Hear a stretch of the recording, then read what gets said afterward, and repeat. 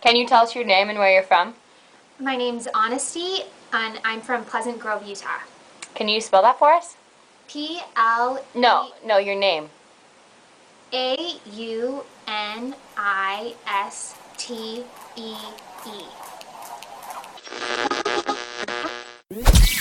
Showcasing local talent, professionals, and everyday people making Salt Lake City what it is today.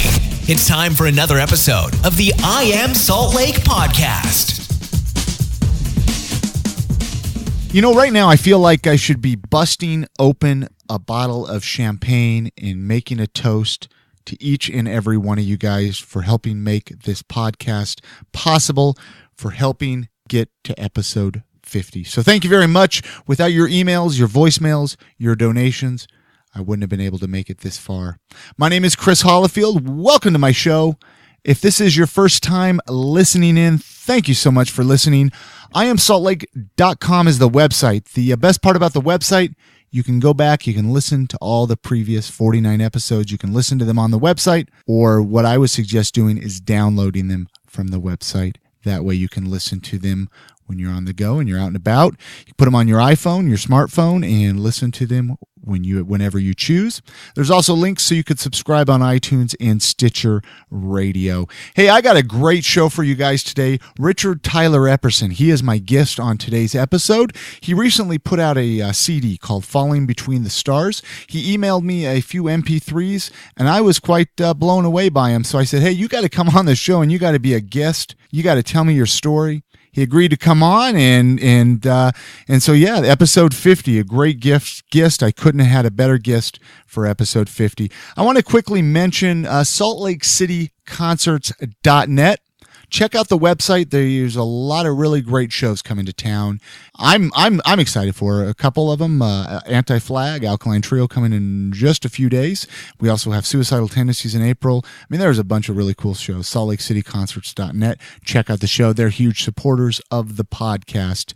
Other than that, the voicemail line is 385-202-5926. Call up. Tell me what you think of the show. If you got any events you want me to promote. Anything and everything. I love to hear from you guys. You guys are what keeps me going. So this is the conversation that I had with Richard Tyler Epperson. Check out the show notes, episode 50. Get in touch, order the CD, enjoy the show. Thank you very much.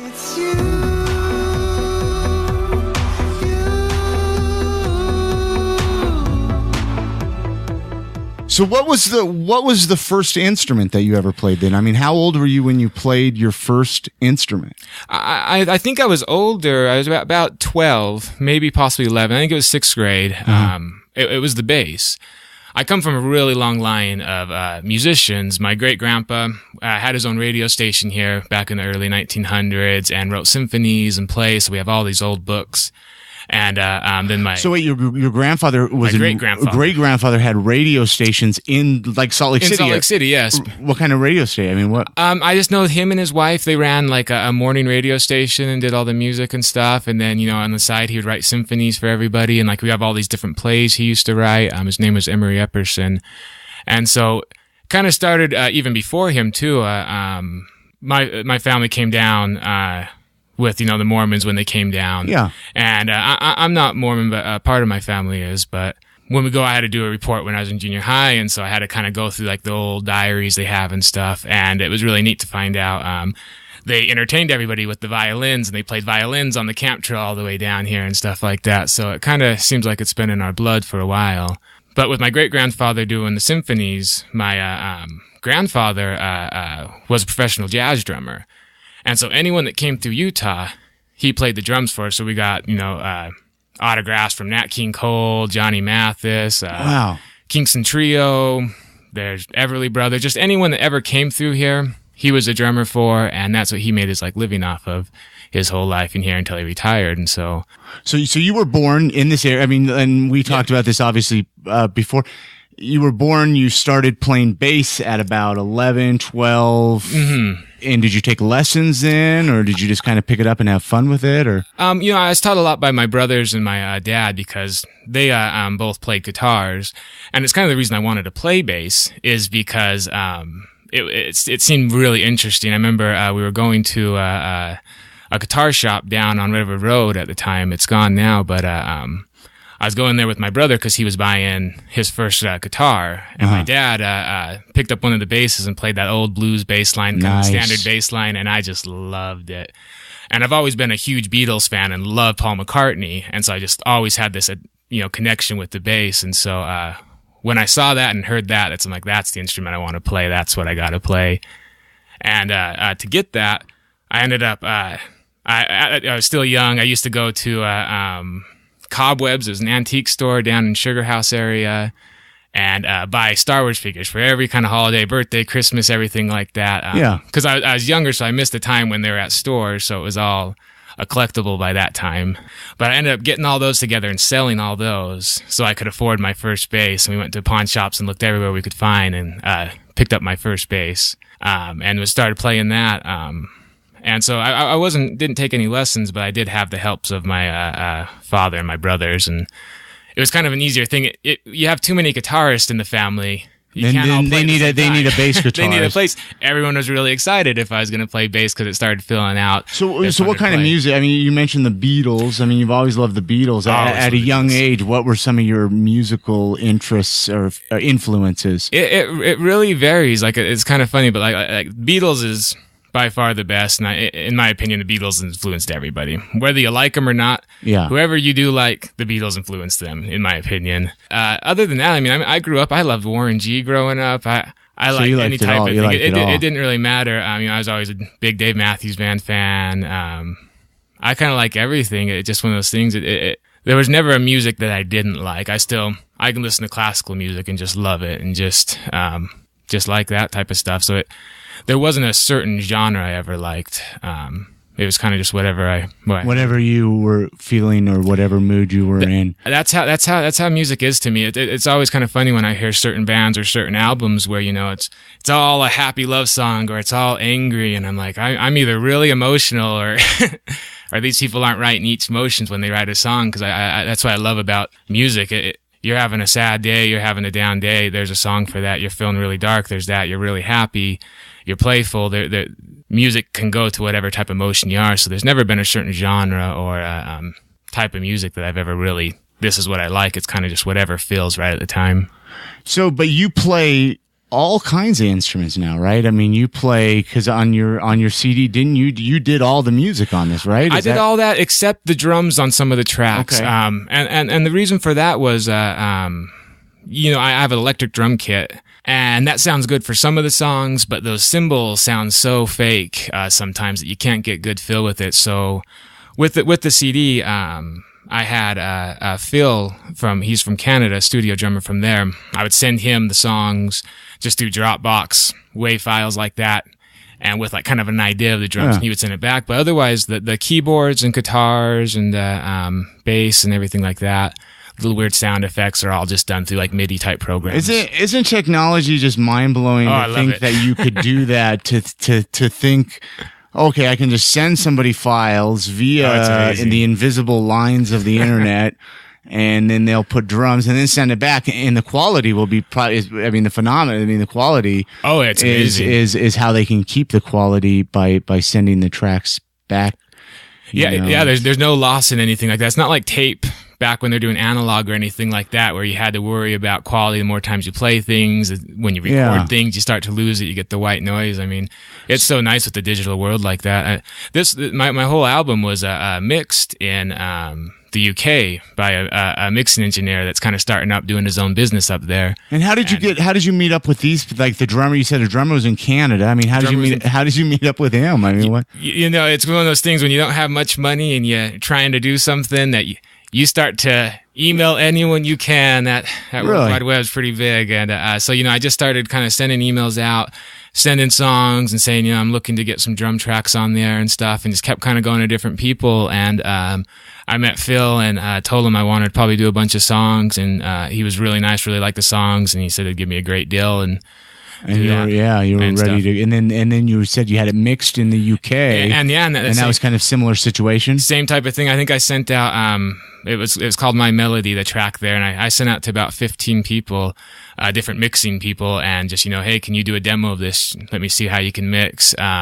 luck of the draw, it was Peter out there, and by far just insanely cheap he did it for, and he sounded the best. I mean, some of my recordings were pretty rough when I did all this just in my basement. I don't have a soundproof room or anything like that. No sound foams on the things to make the acoustic guitars sound good. It's all just with a microphone right in my basement. And so he took and I love that. I mean, even a similar type of situation like I have here, where it's just like, hey, you know what? Let's use what we have. Absolutely. I think so many people think they need to spend thousands upon thousands of dollars to produce, to make music, to do any of that. Definitely. And you don't. You don't. I mean, You you're don't. living proof. I mean, this CD is great, and in which you can go on your Facebook. I mean, you can go online. You can go on the richardtylerepperson.com and buy it, right? I mean, I believe Absolutely. I saw a link to buy it. You can buy it. It's $1.50 only. So $1.50. $1.50. I just want to sell them. I want people to.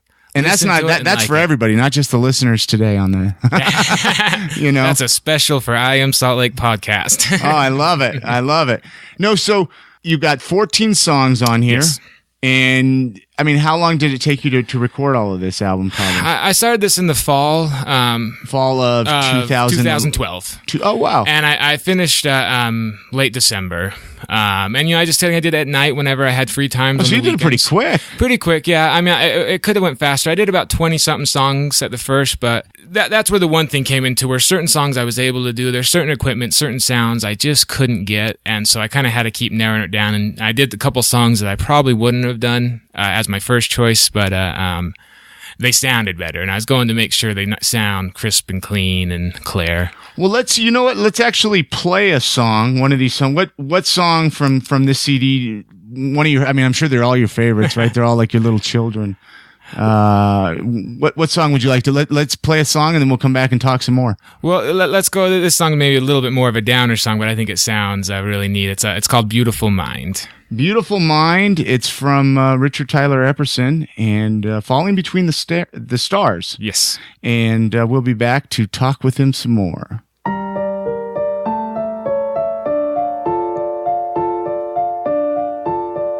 Well, I say it's easy 'cause it's true, but would I ever see it through? Lay awake so you can find me.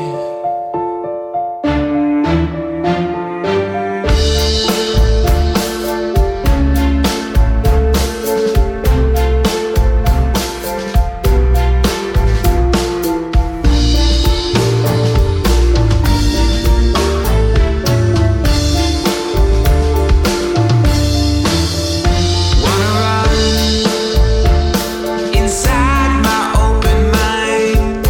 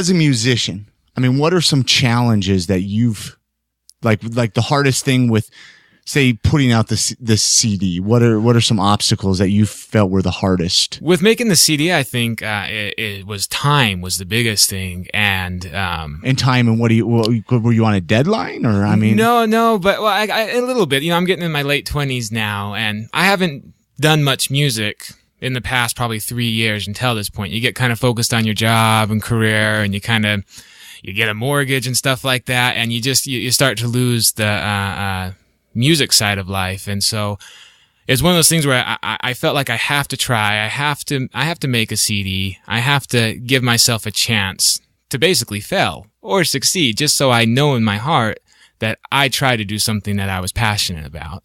And you know what? Let me just stop you right there for a second. If people listening would take that piece of advice into their own lives, I mean, I think that's what so many people are afraid to go a little bit further than their comfort zone. Absolutely. And you know, if you've always wanted to write a book, or if you've always wanted to play music, if you've always wanted to start your own business, if you've wanted to just run for a political office even, or something, anything, just something that is just completely out of, and this is proof of that. I mean, your CD, and I mean, this is, I mean, I'm sure you just look at this and you're just like, wow, that is awesome. Oh, it makes me happy. It makes me want to record another one, though. I'm like, I got to do 2 now.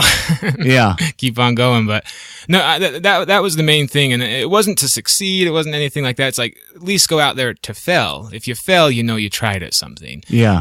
You don't want regrets in life. And I'm learning that the older I get and stuff. There's nothing worse than looking back and, I wish I would have done this. I wish I would have done that. And so that was probably the biggest challenge, just making sure to keep me focused, to keep that strive going to try to get something done. Other than that, I mean, it was hard. Getting kind of sound quality was a little bit difficult on some songs. Writing words is always hard for me. Whenever I've played in bands, I used to play in like my brother's bands growing up, and I was always a bass player, or I was a keyboard player, or, you know, every once in a while I'd play guitar and something like that. But I was never the singer, never the front man, never things like that. So I think going on your own direction, doing something solo, Lee, was a bit difficult to really kind of expand, try to sing, and not be afraid of my voice. I've always been people are so critical of their own voice. You hear it and you're like, what the hell? That's what I sound like? That sucks. Yeah. You're like, no wonder nobody wants to know. No, but you know. No, and so that was a hard thing, and you know, just trying to shake that fear and just go out and do it with that. Because I always, like I was saying, like I was always either bass player, piano, or when I used to do my solo stuff, it was always instrumentals, and I try to do like a pretty piano and strings and stuff, and then I always kind of lay like a beat behind it and stuff. So I never really did the singer-songwriter aspect of it, and so that was a bit challenging to kind of turn off my mind a little bit and let more of my soul take over. So I do experience. Now you mentioned a couple of times playing in a band with your brothers. Yes. And your dad too, right? Mm-hmm. I mean, did you guys play out anywhere, or was it just something more you had fun in the garage? It was kind of more we had fun, you know, we would always kind of, it was one of those things that's funny when you kind of do band stuff. You start practicing, you do this stuff, and you build yourself up, and then like right before you're ready to go, something happens and you stop playing, and then 6 months later, everyone gets back together and you keep on going. So we never really had the chance to go out. You know, we'd play just kind of at home, weekends, having little parties and stuff like that. But I never went out to the bar scene or anything like that. And are they all still around this area? I mean, you should get them. Was there a reason you didn't get them on a CD, or you just kind of wanted to do your own project? I think everyone's busy. I mean, they're all my older brothers, and so I mean, they have kids now, and family and stuff, and I think that kind of all gets in the way. And timing is the big issue. But isn't that amazing how as we grow up and we get so caught up with our day-to-day stuff, and then we're like, wow, I haven't played my guitar for 5 years, or I haven't ridden a skateboard for 5 years. Absolutely. Or something like that. It's scary. You close your eyes for a second.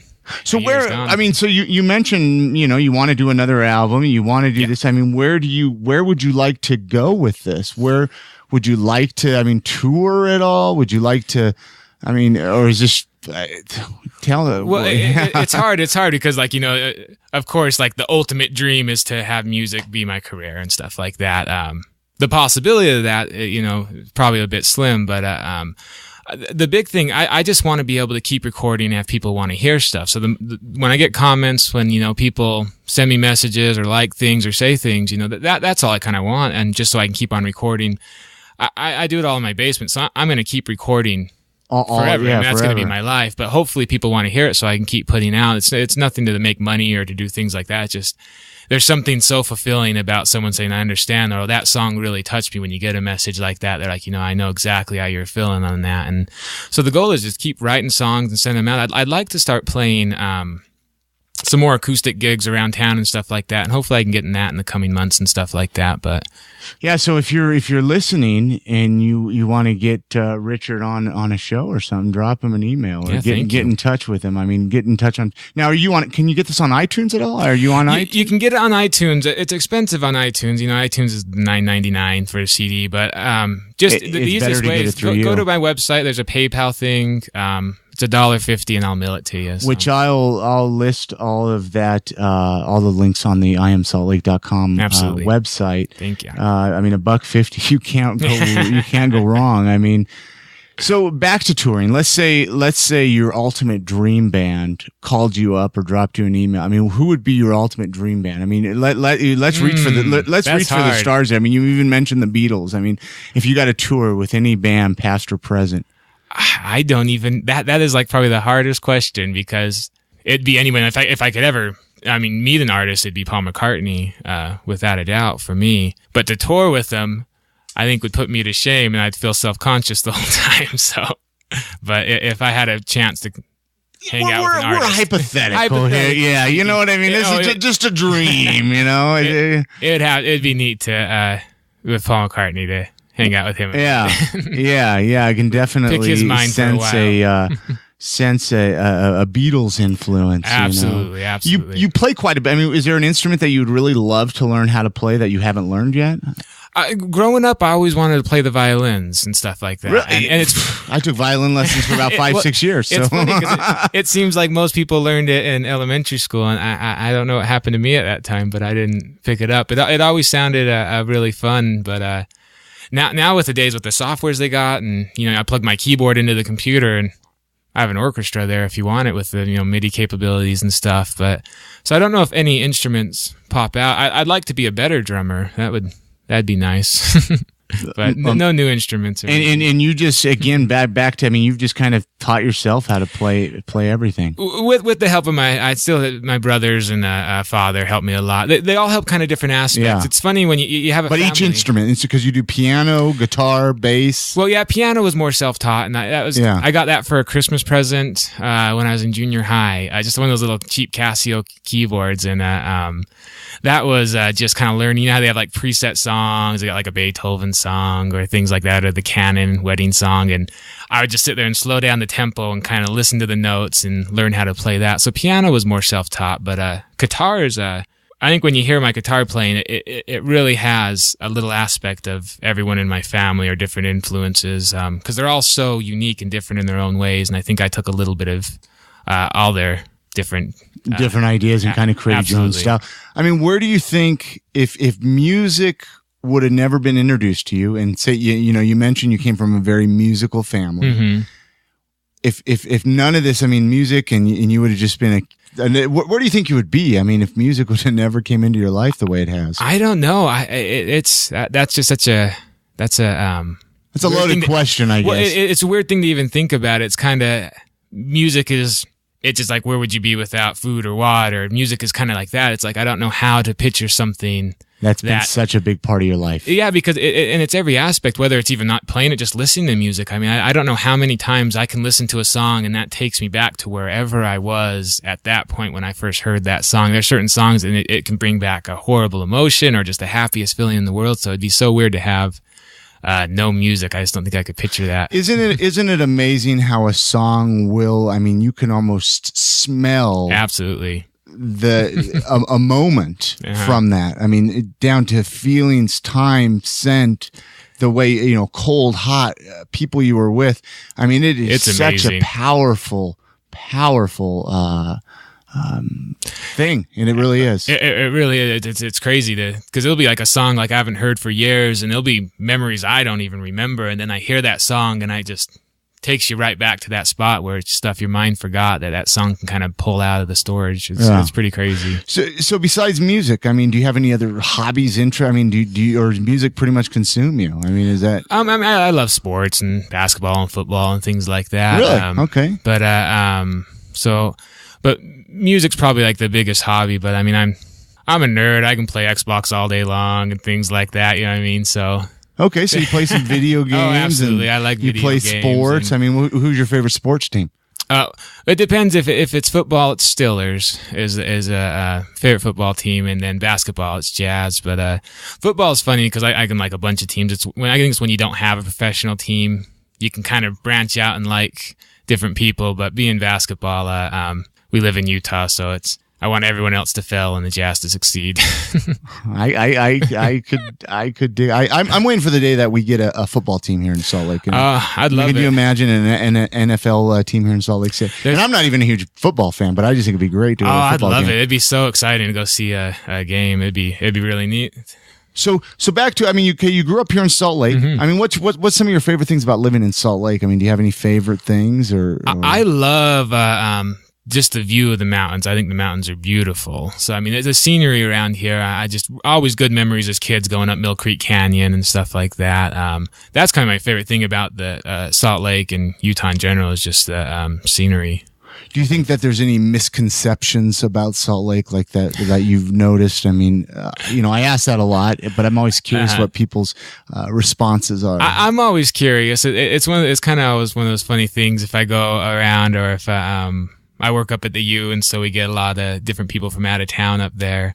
And it's kind of always funny talking to people, and everyone has this, conception that we're just this crazy religion state and no one's going to drink a cup of coffee or say anything. And so I think there's a lot of bad views on Utah. I don't think people understand how creative of isn't it? I mean, it really is. And that's I mean, there's so many, I mean, back to even with you, the musicians here are just mind blowing. Oh, it's amazing. I think the place to be seems like Utah County right now for music. It seems like that's where all the music is right now. I mean, it's very, very surprising. I haven't really paid attention even too much to the local scene. More when I started the past few months, I've been looking around different places trying to find out where I can play or things. And you start to see all these different bands and different artists and all this different stuff that I didn't even know existed. You go, stuff. It's pretty. Well, amazing. And that's even I'm learning with the podcast here. It's just discovering more and more and more people in the area.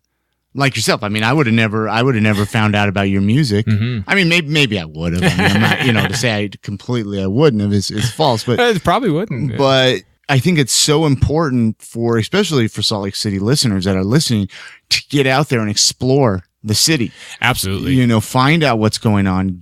Pick up a copy of City Weekly or Slug Magazine. Absolutely. or I mean, there's so many publications in magazine. Get on Facebook, get on Twitter, use that and find out a local band playing, I mean, is there any local bands that you like or not? I mean, off the top of your head, none that you could probably, I mean, you mentioned, I don't know. Is there any? Yeah, I haven't really listened to too many recently, and a lot of them I don't know the names. I've just been searching around. You see different videos and stuff, and I'm like, oh my god, that's cool.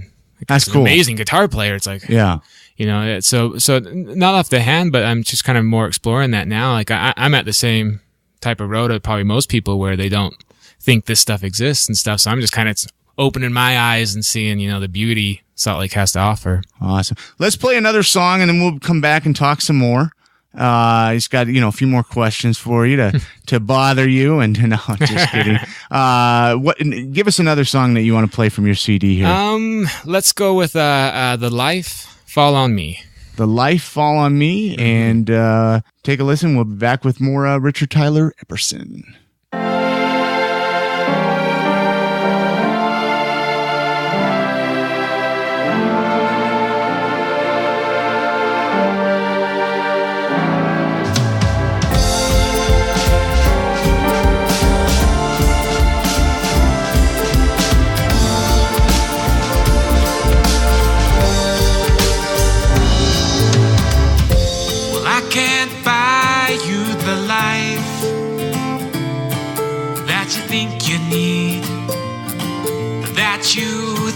You need, but I can promise you my life You can have all of me.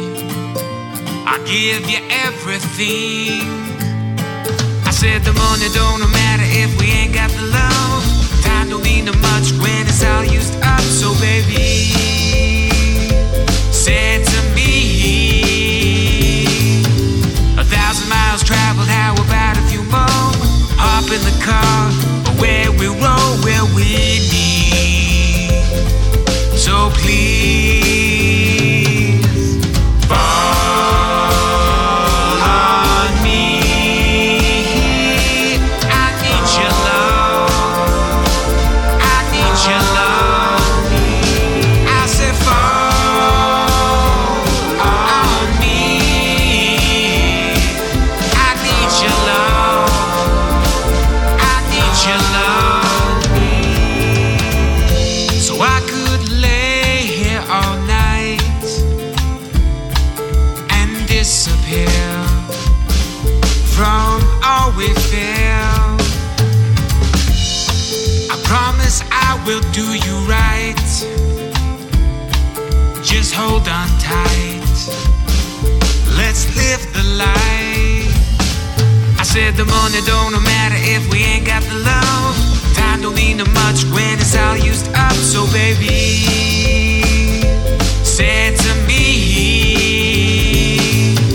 1,000 miles traveled, how about a few more? Hop in the car, where we roll, where we need. So please, fall on me. I need your love. I need your love. I said fall on me. I need your love. I need your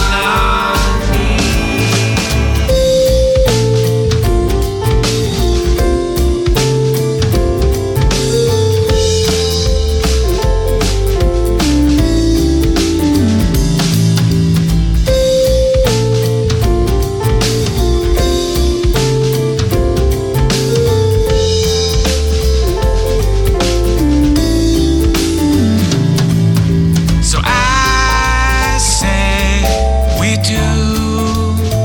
Baby, I got you, and you got me too. So come, baby, please, fall on me.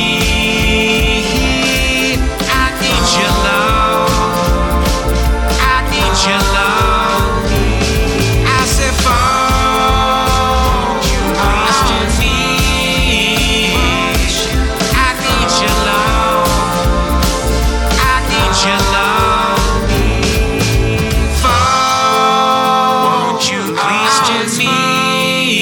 Won't you? I need your love. I need your love. Me. What's a band that people wouldn't expect that you listen to that's like a guilty pleasure? Do you have like a? I mean, you kind of mentioned in the beginning you listen to it all. I would say guilty pleasures are hard things. That's something you're ashamed of listening to, kind of, where it's like, ooh, I don't want people to know that. But I'm fine. Like, I'm fine to say, like, I'll rock out to a Carpenter CD driving down the street. I'm okay with Well, that. yeah, there's nothing wrong Johnny with Mathis or things like that. I didn't know Britney Spears. But- or, Yeah, I mean, if the song, there's a few songs I actually like of Britney Spears that I'm okay with listening to. I don't know if there's actually like a guilty pleasure one where I'm like, oh God, I would never want people to know. I'm more, I kind of like, if I like it, I like it, and I'm not ashamed of it. We can turn it up and roll the windows down. Do you have like a song that you wrote that you like to play just a little bit more? I mean, an all-time favorite song, your most favorite song to play. I usually, it ends up being usually acoustic one. So you like just an acoustic? Just acoustic. If I was going to play something of my song, it'd probably just be the acoustic one. And it's probably on the one on the CD, Another Day it's called. And, that song kind of always just kind of comes out, and it's really easy. Usually if I sit down, I pick up a guitar, I don't know what to play, I seem to play that one most of the time. But, it's really hard because like songs I wrote a year and a half ago, I don't even remember. Do you ever get burned out of playing songs? Like you're just like, oh my gosh, I can't play that song anymore. Oh, absolutely. I once I record a song, it's like I'm never gonna play that damn song again. Really? Like, I hate that song now. What makes you hate it? Just the fact that you had to play it so many times? It's either you have to play it a few times and you keep laying stuff down and it's not sounding right, so you have to start over again, or something goes wrong and your software crashes on it. Oh, that's the worst. You start over and I'm like, oh, just throw that song. Let's get to the next one. And I'm like that with music where I have to be in the right mood to play the right song. Otherwise, it just doesn't sound or feel right. And so, but do you think maybe you're more critical? Like I'll even get critical with things I do where it's like, I'll say, oh, that doesn't sound good. Absolutely. Or my voice sounds like garbage, or the audio sounds like garbage. And then the next person, oh, it sounded fine. Absolutely, and so I'll toss it out and be like, well, wait a minute, that would have been perfectly fine. But I'm critical of my own work. I think I do that really bad on things, but it's hard to say because at the same time, I'm like, well, no, that was bad. That's why I had to throw it out. It's kind of one of those things where I guess I need a whole panel of people telling me if I'm crazy or if I'm right on that. If your life was a song, what would the title be? Even if it just I mean, it would not necessarily even one of your songs titles, just in general. If I had to pick a title, it'd actually probably be a song. I was going to probably do the album called "Within My Thoughts." Okay, and so if I had to do that, probably "Within My Thoughts" because I think that's everything in my head. Songs you play different kind of, you have different emotions, different things. So I think "Within My Thoughts." I like it. If you could learn to do something in life, something like snowboarding or skiing, or be a musician. You're a musician, a magician, a magician. Or what is something that you've always wanted to learn how to do? To learn how to do something, I wish I could learn to not be afraid of flying. I'm deathly afraid of flying. Now you're talking like commercial airlines, private airlines? Anything that's above 10 feet off the ground. Really? Absolutely. So will you just not fly at all? I've never flown, never had the courage to. Really? Absolutely, yeah. So if I could learn something, it would be to learn to control that part of my head. So if you got over that fear of flying, where would you like to go visit? If you got over places, that, a country or something, or a state, or I don't know. I've always wanted to go like Ireland or places like that, and just to see the surroundings.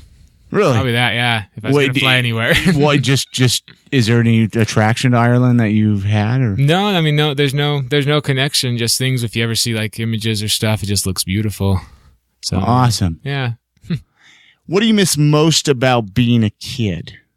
Oh, responsibility. Getting old, you get responsibilities. That's no fun.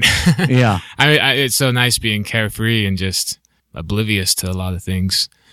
There's a lot of truth behind that. Not worrying about bills or appointments or anything. You don't realize, I think, as a kid, you think like, oh, I mean, I just always wanted to be older as a kid. I didn't want to be a kid. I don't want to be talked to like I'm a kid. I want responsibilities. I want to work. And then you get older and you have a job and you realize you're living paycheck to paycheck and you're like, oh my God, please turn back the time. How do I do this? Yeah.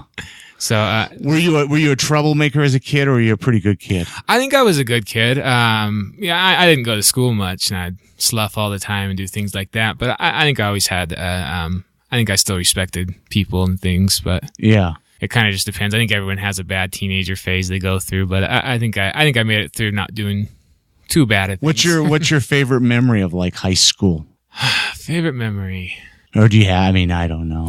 Yeah, it's one of those things. Like high school was really funny because like I didn't really go to school. I'd come to lunch every day. Yeah, and then I'd hang out with my friends, and I'd leave, and I'd go home. And so my high school was kind of going to whenever there was a break in the classes. So I didn't really have a normal high school where you go. I mean, I remember meeting my history teacher on the last day of school to return the book because I got it the first day of school, so I didn't even talk to him for the whole year, and then I had to return the book at the end. So I wasn't a very good student, that's for sure. So if you're listening, be a good student, or you can just be a musician, Just work hard on whatever you do after that. When you were a kid, I mean, we all had I wanted to be a policeman as a kid. What did you have like a profession that you wanted to be? Or I wanted to be a musician. I've always wanted to play music, even at a little tiny kid. It's always been my music. dream and passion. Huh? I've always wanted to do that.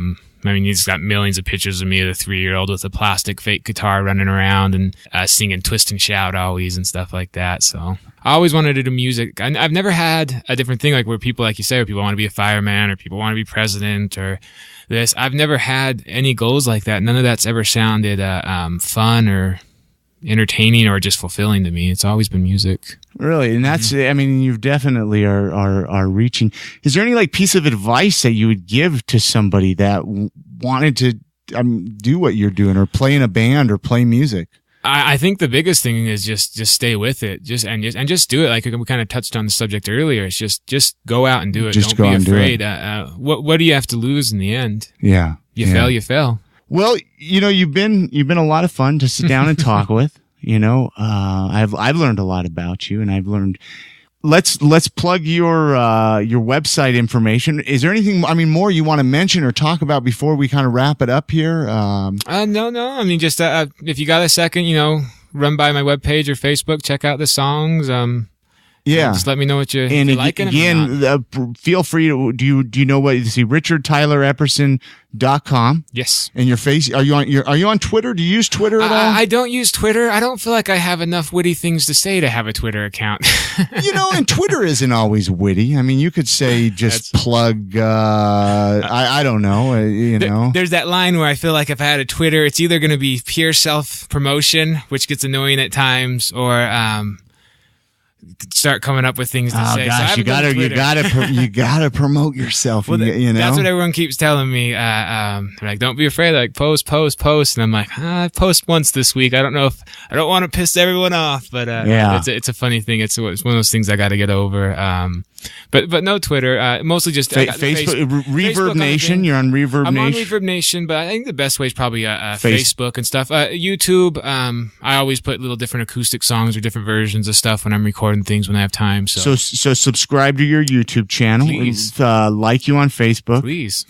I always tell this to all my people listening, to all my guests. Drop them a line. Tell them what you think of the music. Oh, absolutely. Get in touch. Hey, tell them that you heard them on the I Am Salt Lake podcast. That's right. And what is your? I mean, I'm gonna list that on the episode notes. But your Facebook. What is the Facebook? Is it just? It's Facebook, and then it's RTE Music. RTE Music, and you can go there and listen to some of the songs too. Sample some of the songs. Oh, absolutely. They got the album on, just previews of it. But I can throw, if anyone wants to hear the whole album and they don't want to listen to the previews, I'll absolutely throw anything on there. But $1.50. I mean, $1.50. Yeah, seriously. So people can just PayPal that, right? Absolutely. On my website, there's just an add to cart button, and you click it, and it takes you right to a PayPal. And that's a downloadable album. That's actually the CD, the actual physical CD. So wait, you'll get this mailed to you. Absolutely. It costs more than $1.50 to mail it, doesn't it? Yeah. I'm not looking to make money. I'm looking just more to have the CD out there. I want people to listen to it. Now you're blowing my mind here. Now you're blowing my mind. Well, let's. What song do you want to end it out with? What song do you want to leave? We'll play one more song here. Well, it's either happy or sad. Let's go with little bit kind of in between. Let's go with Stars. Stars. That's an acoustic song. Excellent. Well, thank you again, Richard, for coming on to the podcast and, sharing your story a little bit, kind of telling about how you got into music, a little bit about your life. I've really enjoyed you as a guest. Well, thank you so much. So seriously, thank you so much for honestly, your support. It was fun to listen. It's nice to even meet a listener. I love your show. You got some really neat guests, really neat thing you're doing here. And thank you very much again. So we're going to play Stars, Richard Tyler Epperson. Again, go to the website, RichardTylerEpperson.com. And again, thank you very much. Maybe we'll catch up, down the road. We'll bring it back on. I hope so.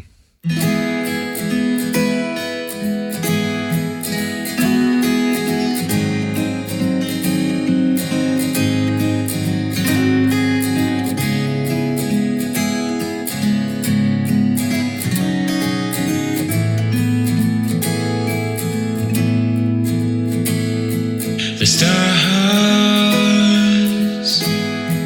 well, they shine so bright, they illuminate your face in my darkest nights. I know